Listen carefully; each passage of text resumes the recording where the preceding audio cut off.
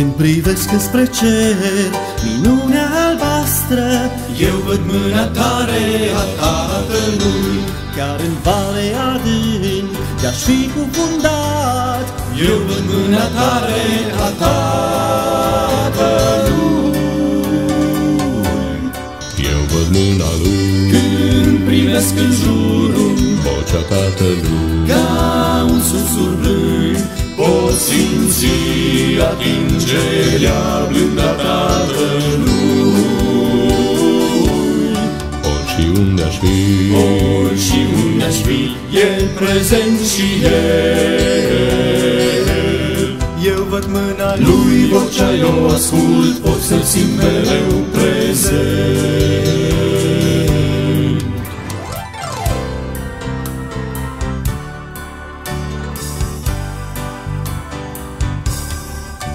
Când aud ciripii de păsări în câmp, eu pot auzi vocea Tatălui. tunetul în furtuni Și susurul blând, eu pot auzi vocea Tatălui.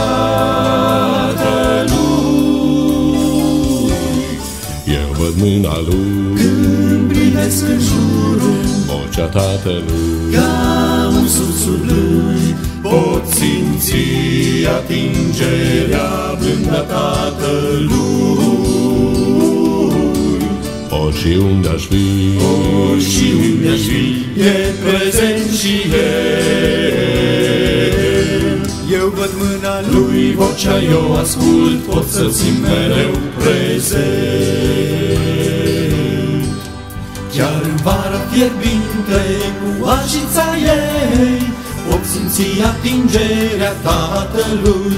Printre fulgii zăpezii, în iarnă târzie, pot simți atingerea Tatălui.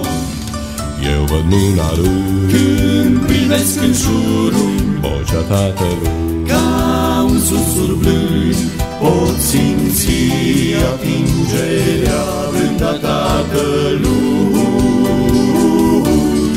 Oriunde aș fi, Oriunde aș fi, e prezent și El. Eu văd mâna Lui, vocea eu ascult, pot să-L simt mereu prezent. eu văd mâna Lui Când privesc în jurul, vocea Tatălui. ca un susur blând, pot simți atingerea blândă a Tatălui. Oriunde aș fi, Oriunde aș fi, e prezent și El. Eu văd mâna Lui, vocea eu ascult, pot să-L simt mereu. Mâna Lui, vocea Lui, pot să-L simt mereu.